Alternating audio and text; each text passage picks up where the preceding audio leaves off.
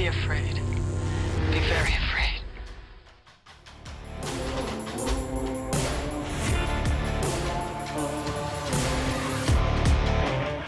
And it's such a good hang. And you're like expecting, like, because you don't know what these film series, especially if you're like watching it for the first time, you don't know how bad it's going to go or how good it's going to be. And so far with Phantasm, it just keeps getting better and better. And so far, the third one is my favorite in the whole film series, Lord of the Dead. Lord of the Dead. It's interesting to see what the 90s does to Phantasm. Oh God, I mean, yes. because 90s is the era of the action movie too, and this was definitely actiony for Yeah. sure. I think this is the So- most actiony of them all. And then I think we're going to get more sci-fi as we go on. Ooh, More never with Yep. get a problem with that. with out the of me. dimensions. I am confirming that the fourth one is the one I saw on Sci-Fi, because the third one that was definitely not the one I saw on Sci-Fi either. So four times the charm, guys. But you know, being like a minute in, I'm gonna say this is let's just give a quick rundown, because we usually do the 20-minute in and do a Yeah. rundown. But um, with the Do the third one, synopsis. I was gonna say it jumps right in from the second one. Reggie gets pulled out of the hearse and everything goes haywire. Mike goes into a coma again, rejoined by A. Michael Baldwin and Bill Thornberry, which was a fresh set of eyes to see. But they go on this another road trip basically to stop the tall man. Tall man has Mike captured. Jody's a sphere, which we'll get into. Reggie meets some new My brother's a friend. sphere. He's just, it was like a touch by the angel moment, I felt like when he appeared. I was just like, is he on a quest right now? Yes, to stop the tall man. It's like a Lifetime movie. My brother's a sphere. I was wondering in this one, you get like the ambiguity of the tall man a little bit too. Like, is he an alien? Is he a person? What is the tall man? Yeah. They kind of start into that a little bit, but no, this one felt a whole lot like watching USA Up All Night. If you guys are a little dated like we are, we're not that dated. We're in our mid 30s to 50s, and USA Up All Night was where they would show not like Skinamax level movies, but like campy, boobish films. This one was definitely boobish. Yeah.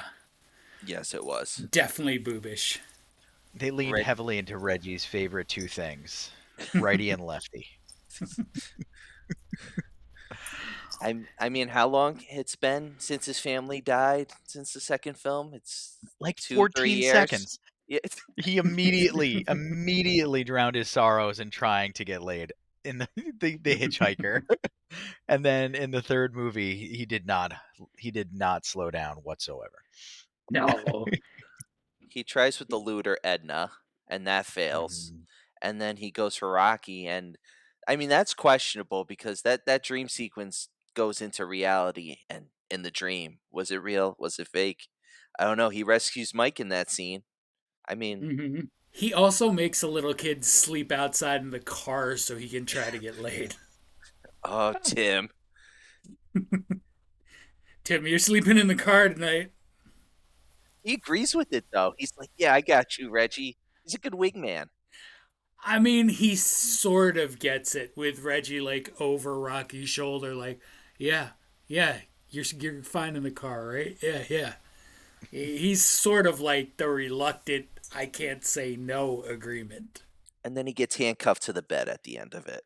All that, and he doesn't even get any. Nope. He is the live action version of Leisure Suit Larry. They should have made a Leisure Suit Larry movie and made it Reggie Bannister.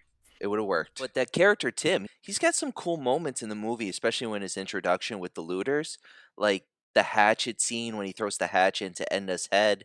Rufus with the frisbee blade. And then poor Henry, he just Mhm. gets shot in the head. It's like a lukewarm death for him. But that was pretty, the frisbee blade was pretty cool for 94.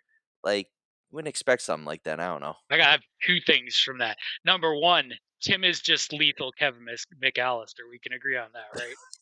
Fair on that. It's just lethal Home Alone at that point. And I know you're gonna say how unique a razor blade frisbee is. not the first time I've seen one. What's the other What's- place? Hard Ticket to Hawaii. It's like Okay. early 90s, like B-movie, tits and guns movie. Okay. Got a bunch of playmates and a bunch of like just nudity and a frisbee with razor blades. Yeah, I was gonna say, and the most important thing of all, on a trip to Hawaii, they should do that for frisbee golf and really up the game. You know, I think really, they should do really that make with it fun. frisbees, period. I think every frisbee should just have razor blades attached to it. I'm trying to think of what movies got us like the spinning discs of death, but Phantasm, you have the orbs of death, the spheres of death. So them making a frisbee with razor blades to fight is kind of funny. I want to say the Running Man had like this, like a circular frisbee, possibly, or at least circular saws that were just like floating in air. I'm trying to remember if it was during the ice scene or during the laser scene. That's another great movie. Another great But- movie. We need the Bachman books to produce The Long Walk like now, Yes, Yes. for real. yes. Right. So we've got this one. We get pulled right into the action from the back of the hearse, yoinked into the action again, as they would say. Then where's the middle point of the journey bringing us with Mike and Reggie? Where are they headed? I was gonna say real quick, you missed your quadruple shotgun in the beginning, Kearns. He blows like 4 lurkers out on the ground, and then he like does like a whole thing where he shoots it in the air, and they just drop one by one. Each lurker's like boom, boom, boom, and then Slamming into the ground. it's like it's I actually a didn't know good we were going opening. details. Oh no, I mean I remember that because it was just like a funny scene. Plus, it's like kind of sets like what the tone is, and then like be honest, it's the only type of film where I enjoy the recap because Coscarelli does it so well. Because sometimes you see like a recap in a movie with like old clips, like a Puppet Master or something. It's like, oh god, okay, Yeah. but it fits so well in the Phantasm universe because of like the distance of years between each film. It works, Yeah. and I do enjoy those recaps, to be honest, for once in a film. They needed it. What was it? 9 years? Yeah, 88 to 94? 6 Yeah. years? 6 years, 6 years. That's not too long. That's not too long. Not like the first one was a big jump from movie 1 to 2, rather. So, yeah, what were the standouts for the 90s version compared to the 70s version and the 80s version? It's like once a decade you get a Phantasm. I like that he sort of upgrades the spheres with every movie. Like they become Yeah. a little more complex. Now they kind of have brains and they have the ability to like have a consciousness. Like my brother is the sphere, but Jody really is in the sphere. So Gotcha. I definitely like that touch. It's like Invasion of the Body Snatchers in a way. It's like harvesting the brains in the sphere. Like they have like their own, I guess, their own thought process because Jody breaks through. So it kind of questions like, can the other spheres break through? Like, do they have like they have to have a mind of their own? Like, how are they controlling it? And it kind of makes you want to see the fourth one, and of course the fifth one, just to see if they'll answer that question. Yeah. We'll find out. Well, there's another one for the decade of the 90s. I think that's the only double up decade. So Phantasm 4 takes place in came out in 98, maybe? Yep, 98. Something. 98 or 99. And It then was very close. 2016?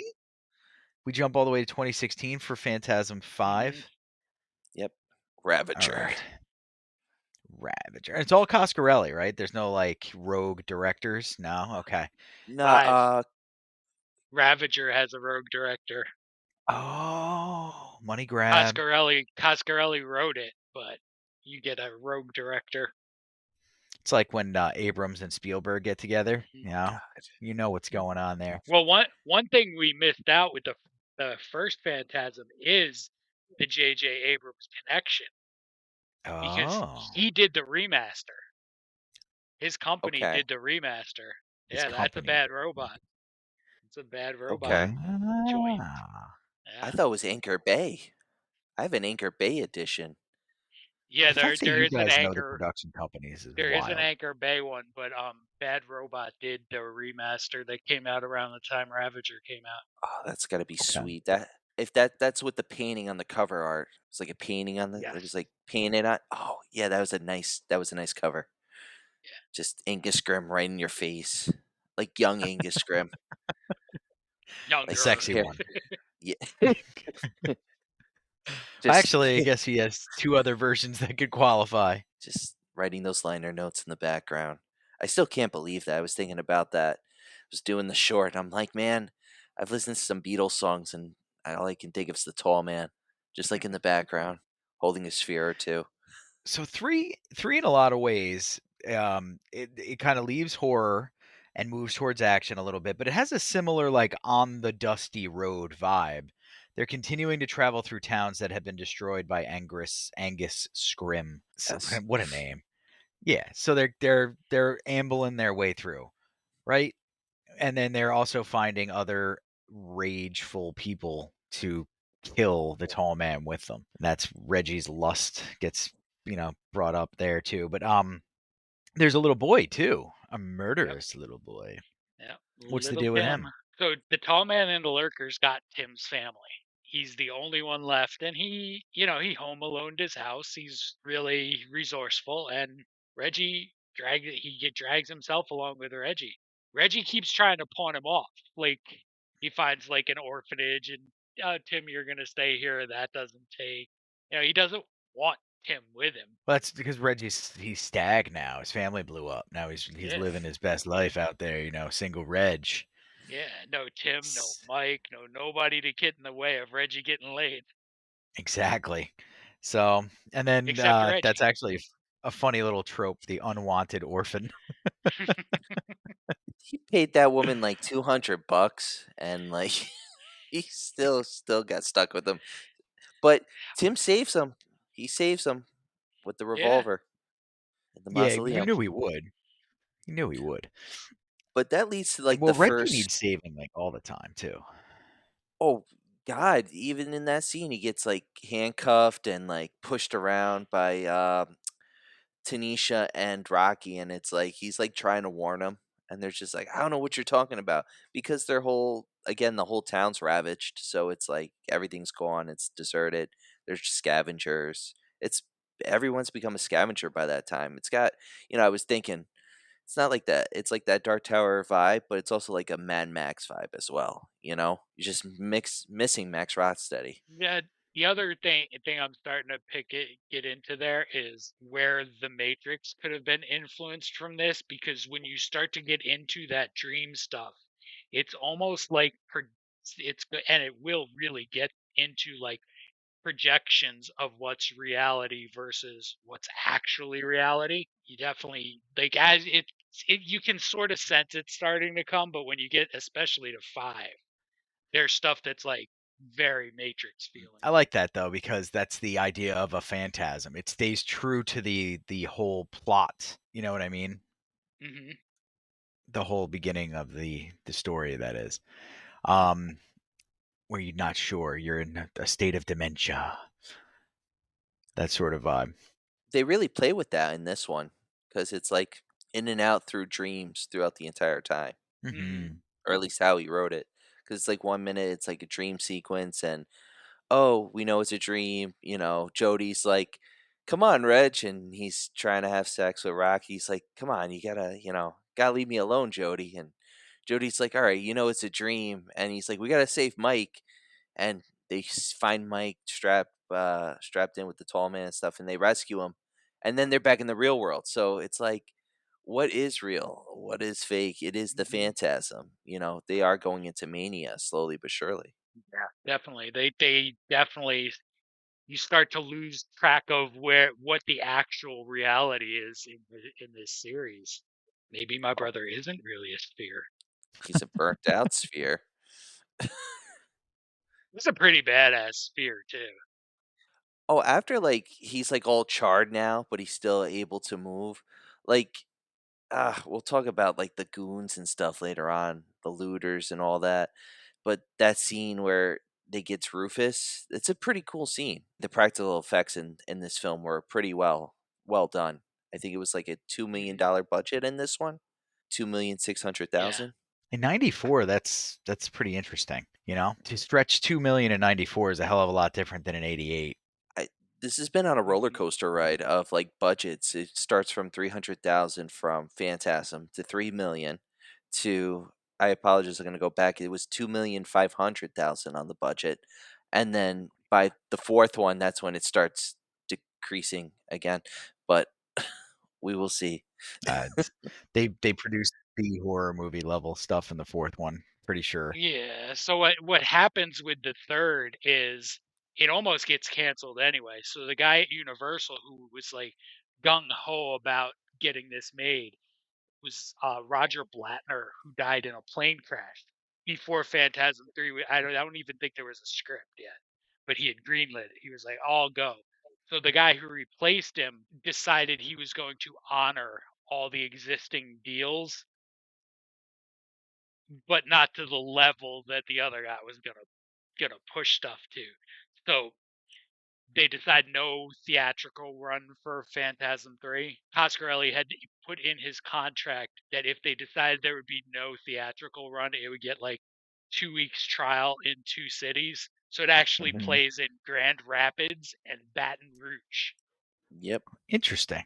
And it was the highest grossing, right? Yeah, it did really well in those 2 cities, but that was it. And then it doesn't get Blockbuster. So It doesn't. Blockbuster didn't carry it initially. Why? It's a direct because it got caught up in a feud between Universal, McDonald's, and Blockbuster. McDonald's?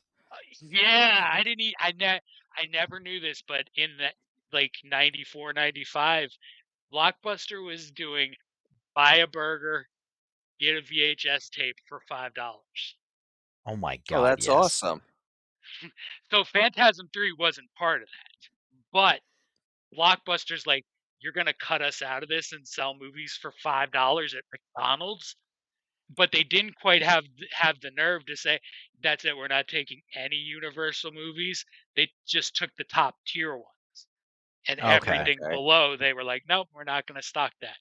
Oh. So Phantasm 3 gets cut out of Blockbuster as well. But interestingly, I got really curious about this, and I wanted to number one, I didn't believe that this was true because how did I miss this? Like that was my prime McDonald's eating era and like the very beginning of my VHS collecting era. So how did I miss that?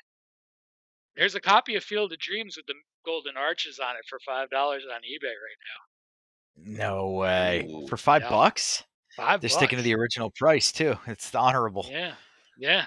$2.95 I shipping don't and know. handling. So about $7.95.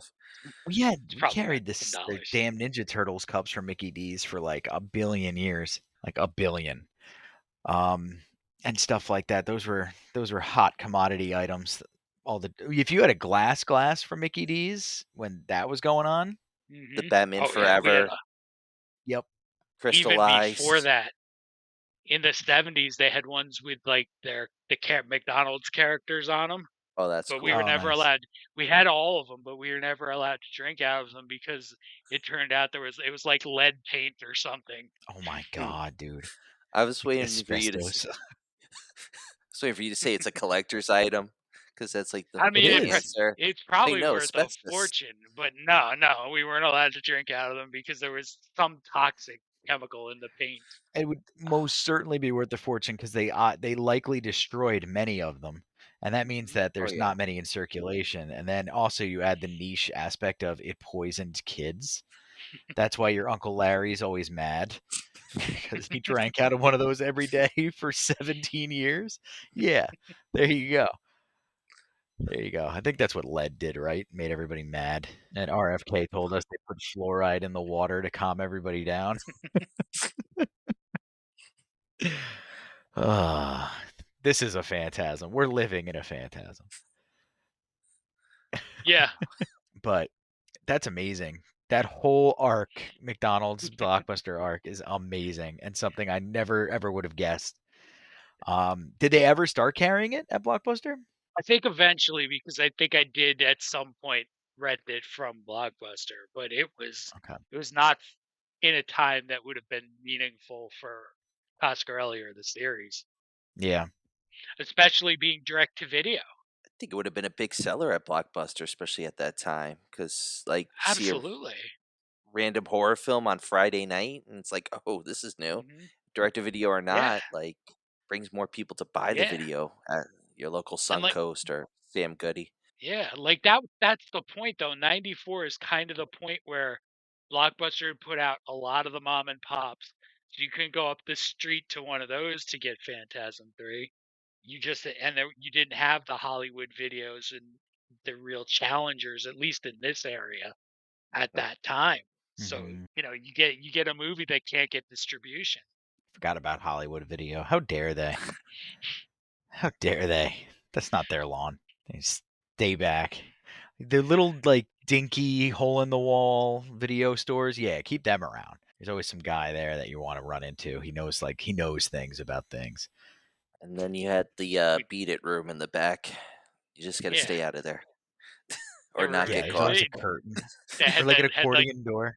yeah, I the had the old West beads on saloon ours. doors. Yep.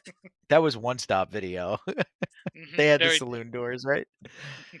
The one in the Bazaar Mall had them too. Oh, I didn't know that they had those in the Bazaar Mall too. Yeah, man. And they Kids all are going to try on jeans and you're picking up smut right next door. they they also had like I Spit on Your Grave and a couple of other movies like out with the regular stuff, but they had like cardboard over the covers and just like handwritten I Spit on Your Grave on there. And that made me want to see it way more. Yeah, but that's part of it. They made it taboo. They made it a Mhm. taboo movie, and then it's like now I have to see that. And then you watch it, and it's like, all right, that's disturbing, but you know, And we were of the era too where there was nothing else to do but to pursue the forbidden. Literally hmm nothing else to do. I mean, the internet did come around a bit as I got into my later teens, but it was nothing that kept you out of trouble. Tell you that much. Nobody was sitting on the couch scrolling through shit. You were no, out and about trying to get to the nudie section at One Stop Video. you you couldn't scroll through shit on the original internet anyway. It would like you'd look at smut and like it would like load like a line at a time, and you're like, okay, it's a blonde. She has a forehead. Like And a you just mustache. it would take you like It's 20 minutes to see the whole thing. Or it'll get God. stopped This isn't midway fun. Yeah. with the Yeah. loading screen, the I found hourglass. more stuff like that rather than looking myself. I found more stuff like that when people's computers would break and they'd be like, Arminio needs help. His desktop isn't working properly. And I'd be like, it's a lot of zip drive disks you've got over there, Arminio. What are you saving on those? He's like, Are they nothing. And then he would look and see exactly what he was up to for the last 300 hours. Like, Jesus Christ. I bet you there are archives, like people kick the bucket and people are just going through their stuff and finding like thousands of floppy A disks and stuff with random things. Yeah, no doubt. Maybe not floppy, but definitely zip drives. Oh, I bet you there's some CDRs out there too, Ryan. Oh God. There's going to be a This lot thing. of stuff on those CDRs. You There's get a lot of 32 history. megabytes on them. There's a lot of history. Needs to be wiped A out. lot. It's like cyberpunk. Man, Cyberpunk is coming alive in the real world. Just the whole idea of everyone getting gaining information. I mean, we've been gaining information or over the years, but it's like that whole technology vibe of like it's just like yeah. one rush and it's all there. Zuckerberg's trying to turn this into Ready Player One too. He wants like the world sucks, but join the metaverse. It'll be better. But it's not. It's not Nope. Ready Player One yet. We've seen the Matrix. It's all right. I'm Oh, good. I'm it's good. not better either. So Yeah, good point. So segueing back to Phantasm, there's not much to talk about.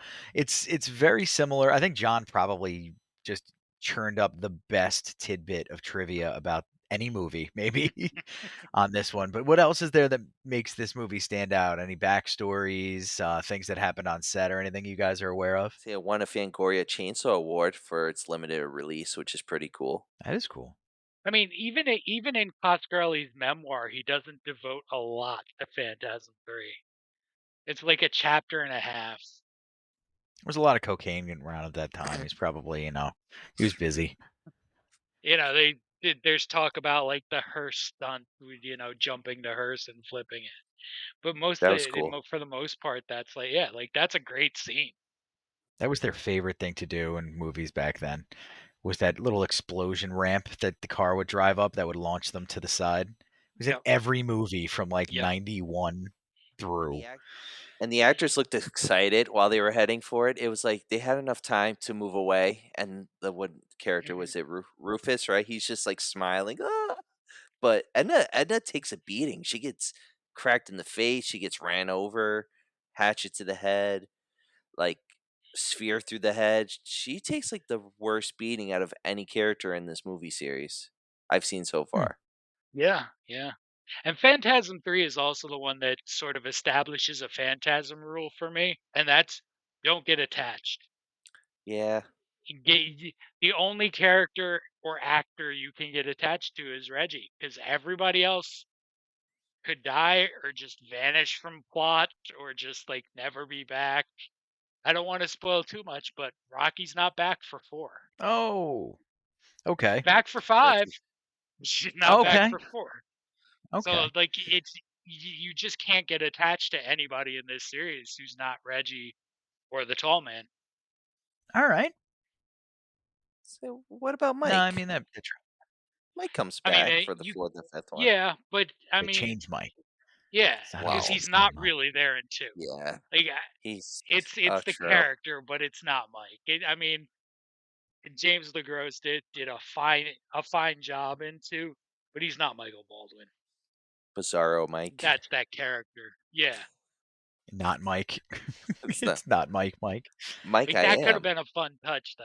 That could have been a fun touch though if Coscarelli had sort of written that all of the Oh parts of 2 yes, with Mike as like Dream and like that wasn't really you, was it? And like just establish it that way to bring Mike back, the real Mike back, that would have been cool. the I do. tall man I do Mike. like that. I well, the tall man's changing him as to one of his underlings by the end of it. That was again going back to the effects. That was pretty cool as he's like peeling his face back, and he's got like the sphere underneath him. Like the practical effects in this, like the gore level on it, it's pretty. It's tasty to put it like that. Hmm. Like it's got like Hmm. it flows nicely. Just to go back real quick because we're talking about like whole Mike and all that. And the tall man. But the spheres get a lot of action in this film, I feel. Like more action than they have in the last two. They practical effects, I think, made it easier to have a lot of sphere time. Yeah, they got better at doing sphere things so they could put more sphere stuff in. Plus, it's a good time. Like it's a good way to pad the runtime a little bit too. Spheres Hmm. zipping around.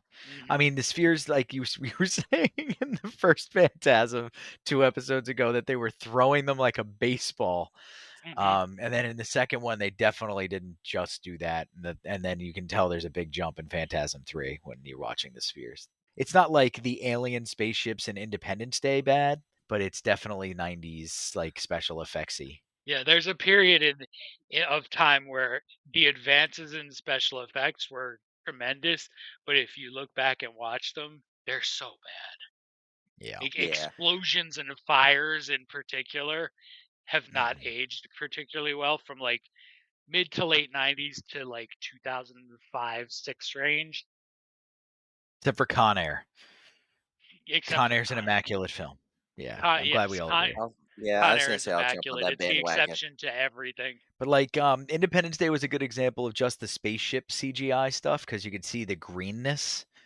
It's really bizarre behind them. But the city explosion scenes and stuff are models, so that's okay Mhm. because you're actually like getting that old school Godzilla sort of experience. But like The Rock and Yep. stuff, I 100% understand what John's saying.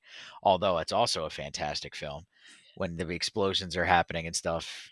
Like take a look at The Rock again, guys, and you'll see what John's talking about. The unequal to James Bond, you mean?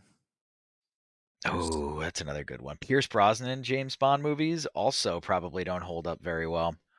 No. You No. But definitely see No. some of that in them, yeah. Yeah. fine for us, not for the later generation. I'm sure that's going to be a problem for Gen Z and Gen Alpha. They just won't be able. I watched The Princess Bride with my kids and The Goonies. The Goonies was tough. They're young. So maybe if they were a little older, but their attention, their ability to watch like Corey Haim try to stutter out a couple extra lines and stuff like that, and it's not quick, quick, quick, quick, quick. It's a different Right. animal. Pacing has all changed already. Yep. Well, everything's I, fast. Got to be fast. but it's sort of like when we were that age too, and a little older, and your parents would put a black and white movie on and be like, Mm-hmm. "What? Yeah, it took me a while. Yep. Why is there not color? Like, what are we watching here? Why are they talking so much? And why did nothing blow up?" And Yeah, it definitely took me a while to get to like appreciating that sort of art. I took that into account when I wrote the books. By the way, the Valor of Valhalla series books is incredibly fast paced because I figured people would be tough to rope in and keep roped in.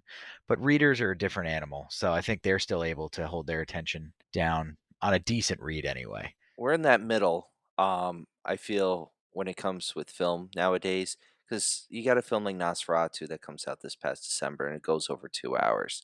And watching it, you wouldn't imagine the current generation, because everything is fast paced, to hold their attention.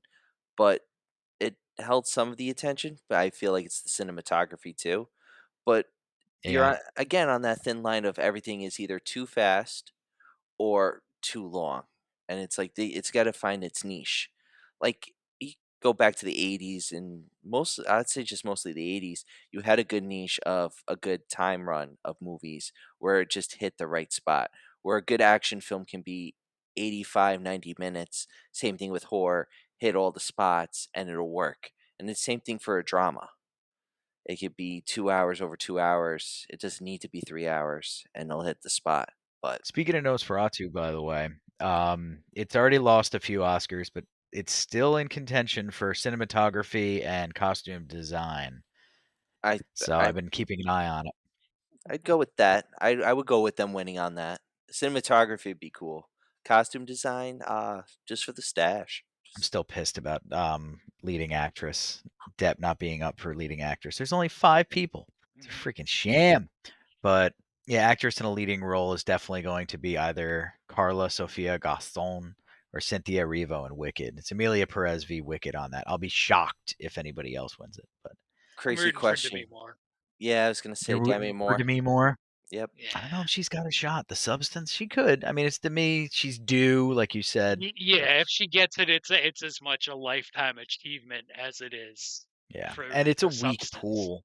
You're right about that. This is a really weak year, so it's a good year for them to give her the nod just to give it to her. It I won't mean, I win don't want to best go movie. too far. No, I don't want to go too far from Phantasm with this, but I mean, this is possibly the least interesting field of Best Picture nominees in a long time to me. Oh, Yeah. I tapped out. It's streaming ABC on Hulu, and I was trying to get it pulled up. And Hulu is one of the worst apps in the history of apps. So it's just being a pain in the butt. It won't let me log in. I have to go into here. I have to change my home location. Whatever. I was like, oh well, I don't actually care. I kind of wanted to see Conan say something funny here or there. I was like, I'll just catch the YouTube recap tomorrow or something like that. This is gonna suck anyway. Yeah. People are talking about John Cena turning heel at Elimination Chamber more than what they're talking about the Oscars tonight. All right. So I'm gonna say. I mean, it's true. Well, but that's sort of the Oscars failing at this point anyway.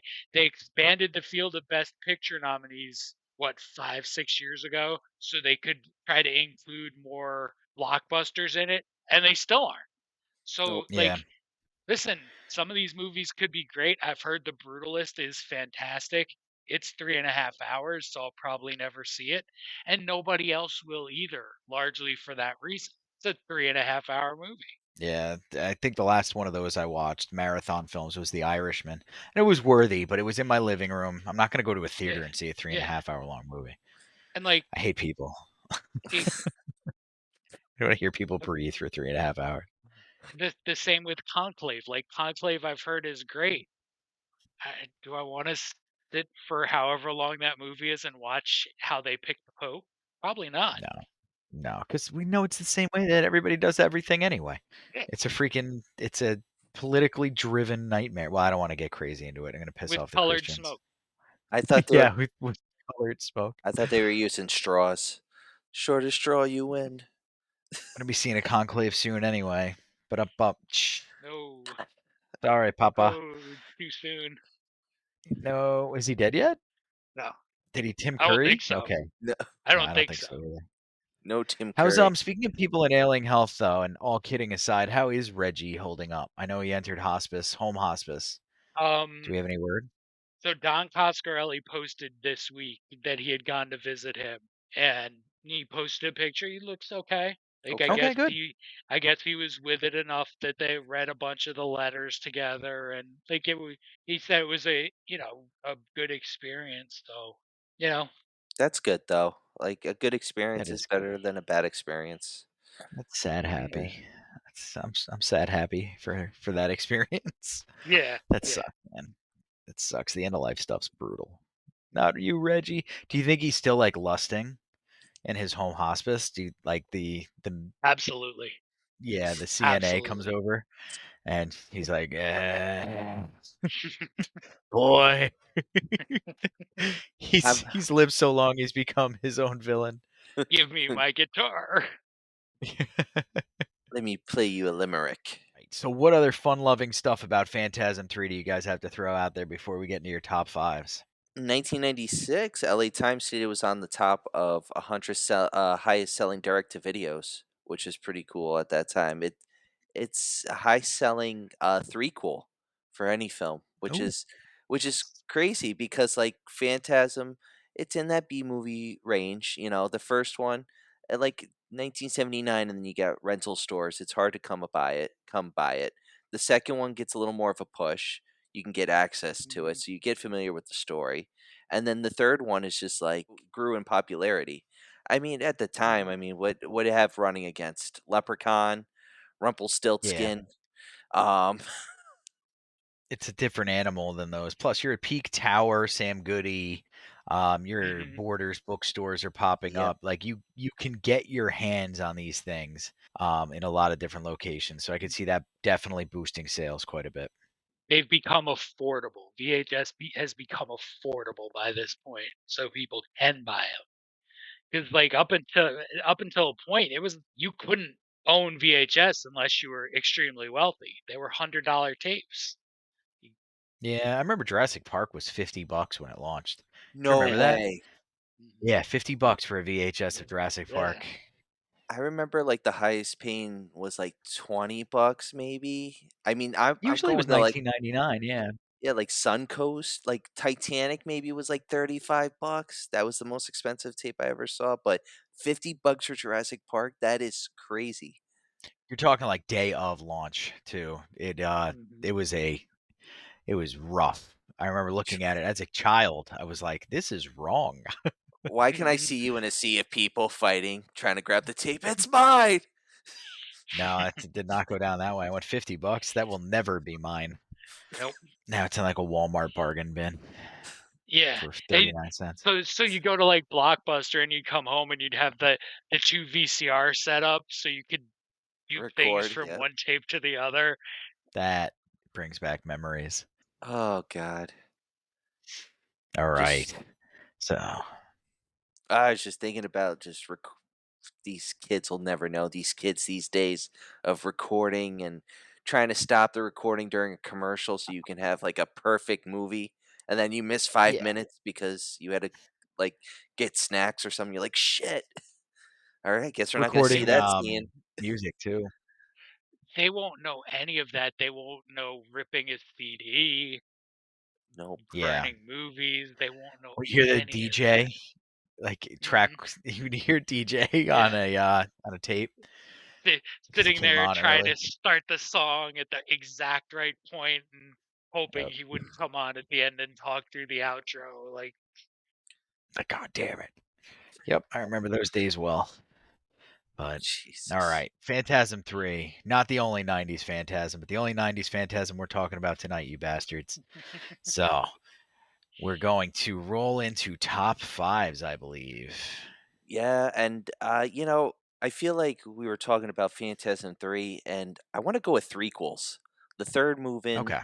the third move in, the third movie in certain franchises that I love, I highly recommend. And There's like a familiar one on there, but I think the first one's definitely going to be one of those where you're going to be shocked. And I'm going to start it off with Puppet Master 3, Toulon's Revenge. Um, I love that movie. It is, You love there's, Puppet Master. I Yeah, do he's a love big fan Puppet of Puppet Master. Master. Listen, since I was a kid, that movie, like Chucky, I wasn't afraid of. Those little Marionette dolls, screw that, man. But I've got a fond love. It's in the continuity, it doesn't make sense because the puppet master, he dies in 1939 and this film takes place in 1941. So there's continuity errors, but it introduces Leech Woman as well as one of my favorite puppets, Six Shooter. He's the one with the I six remember hands. Six He's the West, Shooter. and he has the laugh. He looks like Snidely Whiplash. It's great. Um, I just love that film, and it sets off what in, I guess, a new time era. But that whole era is all messed up, and if we ever cover Puppet Master, that'll be definitely a discussion of how it goes all over the world. And How can we not, Ryan? How can we not? gosh, When you Yeah, love I it so mean, dearly. we're gonna do what, 10 weeks of Puppet Masters? Probably. yes, We're gonna have you, to break them up. We'll have to do them like 3 per season. Yeah, palate cleansers. we For need real. three. We need But three in there, and Puppet Master versus Demonic Toys. Those are the biggest hitters yeah, right that's a there. big one. That is a big one. But all right, what's your fourth movie? Fourth one, Hellraiser 3, Hell on Earth. They Americanized Solid Hellraiser. choice. Yeah, they Americanize it. There's a little connection to the second one because he's stuck in that stone art craft. He's in the middle of the club. It as it ends in the second one and transfers to the third one, and all hell breaks loose, literally. But that's got some of my favorite Cenobites, especially the one with the video recording and the guy who can shoot like the discs out of his mouth and the bartender who shoots fire. It's pretty cool stuff. And again, they made it more slasher, but it's what makes it fun. Number two, or Yep. I'm sorry, number three, Friday 13th, part three. It's I love part six, but part three, it just you get the introduction of the mask, the cabin. One of my favorite death scenes is the one, of course, because it's in 3D. He shoots the arrow into the girl's eye, the spear gun. Um, just a fun movie, and how it ends, it shows that he's indestructible and he's human. This is when Jason was human, ladies and gentlemen. I'm just saying because he was human before part six. Number two. Did you get? Oh, I don't sorry. want to interrupt you, but did you get No, to see it in 3D? no, I have not. I want to. It is on my like bucket It's a list great because experience. it's because they make it so much like with the broom coming in to like the camera and stuff. It's like I feel like with the older DVD, it's still implemented in like a 2D version, but Mhm. that's definitely got to be on the bucket list for that is on the bucket list. But imagine we can do a 3D movie, just watch it. That'd be awesome. Number two, Halloween 3 Season of the Witch. It's taken Yeah. a long it's taken a long time for me to love it because I love Michael 3 more Myers. days till Halloween, Halloween, Halloween. 3 more days till Halloween, Silver Shamrock. Yeah. I remember it well. I hated that movie as a kid. It was like such a lie to me. No Michael Myers made me Yep. furious. Well, It they took me a advertise long it. time. Well, they Well, I didn't see the advertise it. advertisements. I was but a wee lad. Well, Halloween 3 was coming on. Oh boy. AMC would show Oh, Michael on the top of the steps like in the movie, and they're like, "Get ready for Halloween 3." You're like, "Oh, this is cool." And then it's just a minute. yeah, But as you it's get a cult. older, yeah, as I say, you start loving it as you get older. Tom Atkins from My Bloody Valentine fame. Um, Yeah. He's in it. It's a good film. As it's you got to get used to it. I would say the whole fact that it's just a standalone and not part Yeah. of the series. I Mhm. It's a different vibe. And then You have to get used to the fact that it has nothing to do with the Halloween universe whatsoever. no, And they just slap that's like Cloverfield-esque. Like this is Cloverfield Lane. You bastards. We know what you're doing. it's Halloween 3. We're gonna make a lot of money off of this movie that has nothing to do with Halloween. what do you call it? It was oh, who directed it? The guy who directed um oh, Child's Was it Play and John all that. Carpenter? It wasn't No, John Carpenter, was it? I'm, I don't know who did a Child's Play. Was it Let's see. Tommy Lee Wallace? yes, We're gonna yes. find out. Tommy Lee Wallace directed it, Got it. Directed and by Tom Holland. Oh, or Tom Holland. Halloween I'm 3 was sorry. Tom Holland? Tom Holland did Child Play. Oh, The original Child, 88. he did Child Play. Yeah, let's say Tommy Lee Wallace did Halloween 3, and such a underrated horror director. Um, but then to go to number one, it was produced and written by a legend and Wes Craven. Nightmare on Elm Street 3, Dream Warriors. It's my favorite third film. Just so many good lines, so many great deaths. That's the one where, welcome to primetime, bitch. He's got the kid with the marionette, and he's got him over, and he cuts the wires, and he falls to his death. Um, I mean, it's fucked up, but he gets the girl high, and he's like, "That's a rush." The deaths in there are just awesome, and it's such a good nightmare film, and it goes full circle because it was supposed to be the last one at that time until he comes back. But there's so many good ones, but that's my top five for the threequels. Honorary mention to Army of Darkness. I didn't make the Mm, list because I was kind of going with a different vibe on it, and I consider that more fantasy comedy than the horror in the second and first I one, can in my I can see opinion. that. That's fair. Yeah, but Army of Darkness doesn't feel like a 3 to me. It it's feels like Yeah, a it like a does. two and separate. a half. It Yeah, sort of feels like I a two agree. and a half. I agree with you because Evil Dead 1 and 2 are really kind of one movie. Mhm. I'll say it. yeah, Yeah, yeah. It is. they're great, But but they're basically the same. yeah, but Update. Let's see. Zoe Saldana won for Best Actress, by the way. I'm fine with that. Amelia Perez. Production design was wicked, and I knew it. I knew it. I knew it. And costume design went to The Substance. You know what? I'm fine with that because it's a horror film, I mean, that's true. I guess that's body true. horror. Like, Our flagship episodes, we still nope. That's it. That's the only chances we had. Never mind. There's no hope. Oh no, cinematography still. I'm sorry. Cinematography still out there. Okay. All right. I want to hear what you came up with this week. Yeah, John. I came up with 5 more badass kids in horror movies. Okay, fair. So my number 5 is probably the youngest movie I'll ever talk about on here. Monster Squad, Okay. Yes. 1987. Yeah, I love that movie. Group of kids have to defend their hometown from an invasion of the classic Universal monsters. And the Wolfman has nards. Yes, he He has does. nards. Just kick him in Yeah, the that nards. movie's just a great movie. Yeah.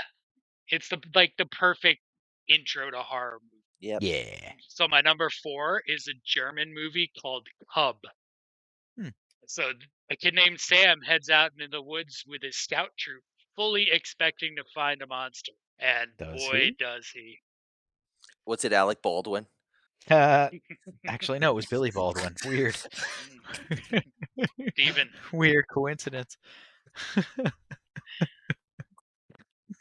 Cub is a pretty messed up movie. It's pretty good. It's pretty good. Nice. My number 3, I'll go to Wes Craven also. The People Under the Stairs. Ah, that movie Yes. messed me up. That's a That good movie film, though. messed me up. I lived like in that house when I watched that movie. Creaky ass stairs, weird. Like it was very plausible there were people living in my walls. Yep. In my Yep. mind. Yeah. Yep. So Fool Yeah. breaks into his family's landlord's house and uncovers their horrible secrets in the walls. Boo-doo-doo-doo.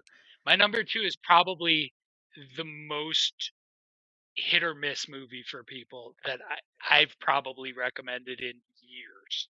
It runs about 50-50. So my number 2 is Psycho Gorman. Psycho Gorman? Yep. Not So Gormam. nope, Gorman. I need to hear a synopsis for this. I'm intrigued right now Yeah. on this one. Hold on. Two siblings discover a gem that controls the Archduke of Nightmare, a violent intergalactic being. Nice. That's awesome. And of course, once you're a kid and you have control of something like that, you know it's doing what you want it to do. Sweet.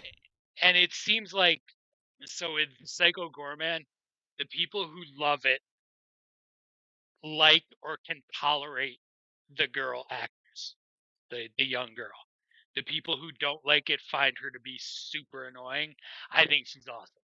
Like, she's just such a Okay. pain in the ass little kid. It's awesome. Cool. That is going on our list for And next year. Just Psycho saying. Gorman. You don't even have to write Yes. it down. No. Can't forget that one. And my number one, maybe on our list for this year for around Christmas time, it's a French movie called Deadly Games. Okay. Deadly Games is Home Alone meets Die Hard. Yes. Sold. It is a Christmas movie. So, a boy has to defend his home and his grandfather from a deranged former department store Santa seeking revenge for his firing. It's Home Alone meets Die Hard meets Bad Santa, actually. Yeah, that too. Yeah. Yes. Let's go. And it predates at least All of Bad Santa. It's 89. It doesn't definitely predate predates Die Home Hard, Alone. but not Die Hard.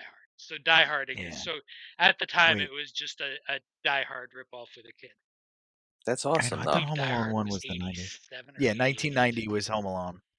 1 year prior. Die Hard was 88. You are correct, sir. John McTiernan. Yep. He's a good All right. actor. Based on a book. Books are stupid. Don't say that. One I will other never Die say Hard. that. One other Die Hard bit of trivia for you. The original John McClane in a movie was played by Frank Sinatra. No Mhm. way. It's true. He wasn't John McClane in that movie, but it's the same character. It was called The That's Detective. pretty sweet. Yep. Cool. All right, we'll have to watch that. It's And we can good. watch Each the Hawk one. There's another one where he plays some singing guy. It's a very little known Bruce Willis movie. Hudson Hawk. Hudson Hawk, Yep. yeah. That's another one I really enjoy. I got a But- recommendation real quick for viewers and you guys if you haven't seen it on Amazon Prime. If you guys are fans of Alex Cross, the show Alex Cross on Amazon Prime, it's the first season. Got greenlit for a second. It is excellent. Especially if you love Kiss the Girls, Long Game the Spider. It's that same character. Just Cool. ignore the Tyler Perry version. Doesn't do it justice. All right. It's Okay. more appropriately cast. Yes, Like, I love 100%. Morgan Freeman, but he's not that character. No. Okay. But he does a all good. decent job in the films Yeah. for what we had at the time, I'd say. Yeah, like he's fine. He doesn't fit the character. No, this guy is awesome. He kicks ass. Slipping on his name. Cool, but he man. kicks ass. You snuck in a couple wrecks there at the end of the top 5. Nicely done, sir. But all right, guys, we're gonna wrap up tonight because it's Sunday night. We usually record on Sunday nights, and I'm a tired old man, and I need to go to bed. For real, you can see us swallowing yawns the whole episode, so can't hide behind the animation on this one, fellas. But all right, everybody, that was Phantasm 3. We're gonna tune in next week for Phantasm 4. Oblivion. Oblivion. Later. See ya. They Be very afraid.